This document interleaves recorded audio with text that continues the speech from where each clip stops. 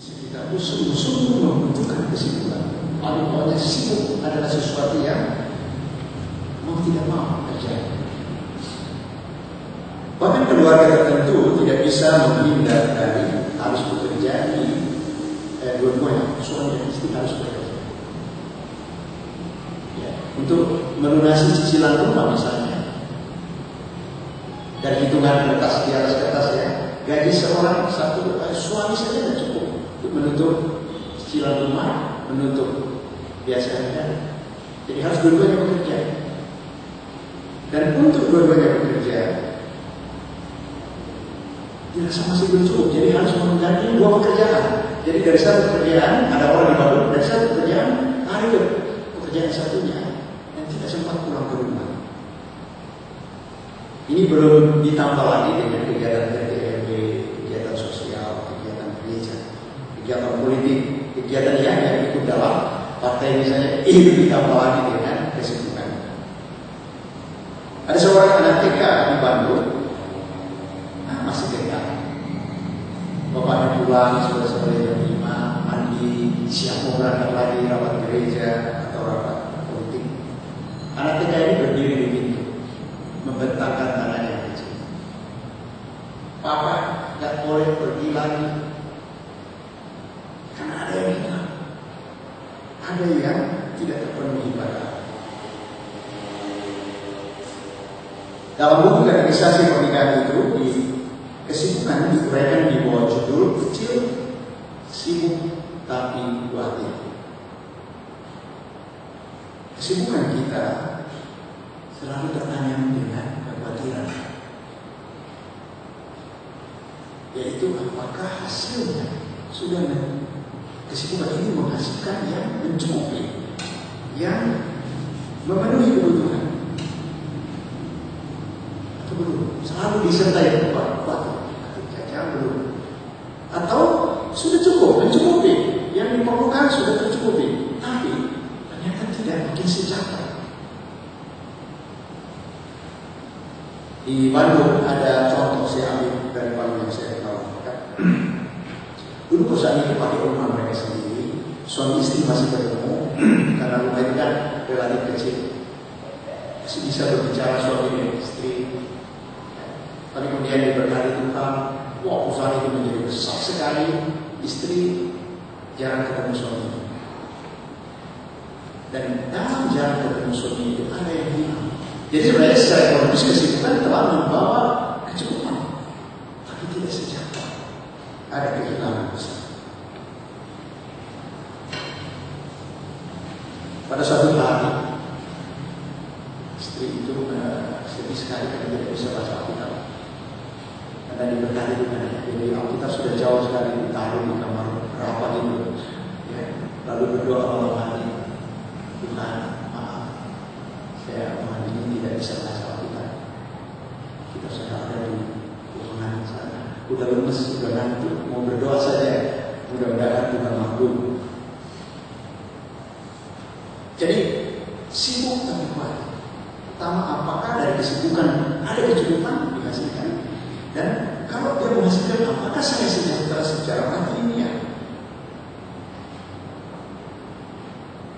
Dan untuk jenis pekerjaan tertentu harus cepat, tidak bisa lambat-lambat. Kalau lambat-lambat tidak dengan cara cepat, maka ada akibatnya, ada kemungkinan dia tidak dipercaya lagi, atau kehilangan kesempatan, atau PHK. Dan semakin manusia ya dengan ditopang oleh alat atau sistem atau jaringan yang canggih, makin cepat bergerak, makin terbiasa bekerja dengan cepat, secepat mesin yang dia pakai. Dan pola-pola berpikir, pola-pola bergerak, pola bertindak, pola merasa ya seperti mesin yang dia pakai. Menghadapi orang di rumah juga menjadi seperti mesin. Jadi raya mulai masuk ke dalam mental, ke dalam cara-cara sikap-sikap Dan setelah sibuk bekerja, bergiat dalam kecepatan tinggi, gigi 4, ya, kalau mobil cepat sekali, ia pulang ke rumah dengan amat lelah. Ya, dan lelahnya itu dalam berbagai aspek, dalam berbagai segi, yaitu pikiran lelah, mental lelah, fisik lelah. Akibatnya ketekanan sosial,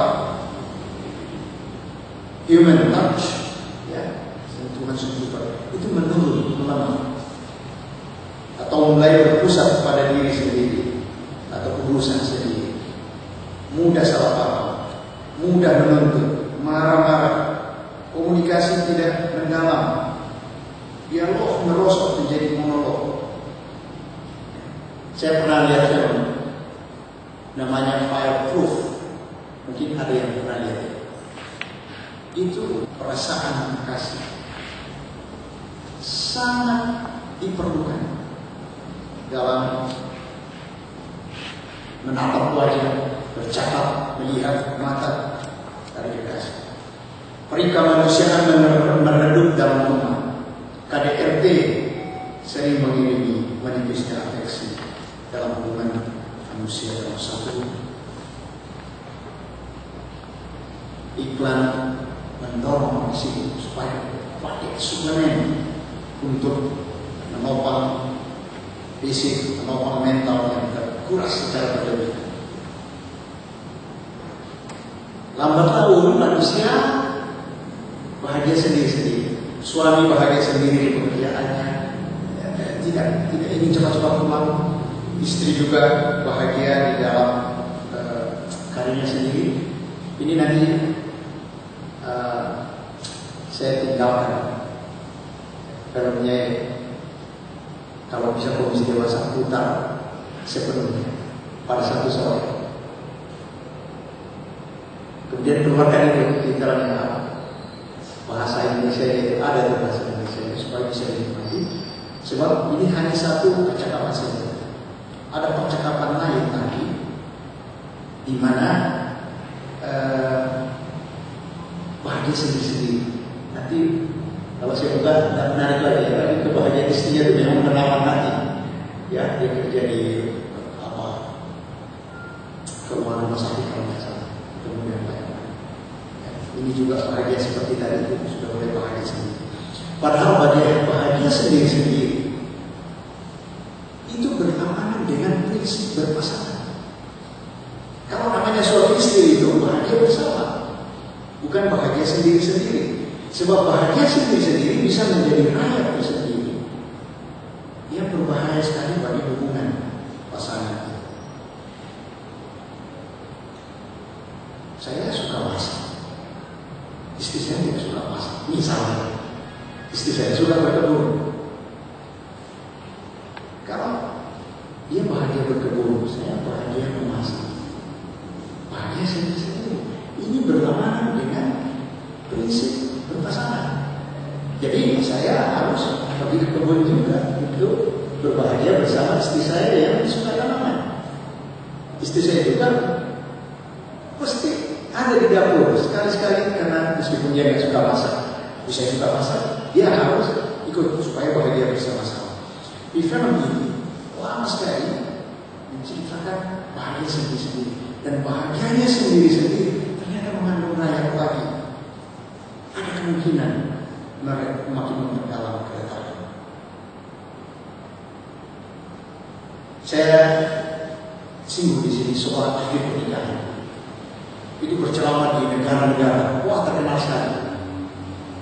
Pada suatu hari di Afrika, dia berceramah di gereja mengenai hubungan suami istri yang ideal.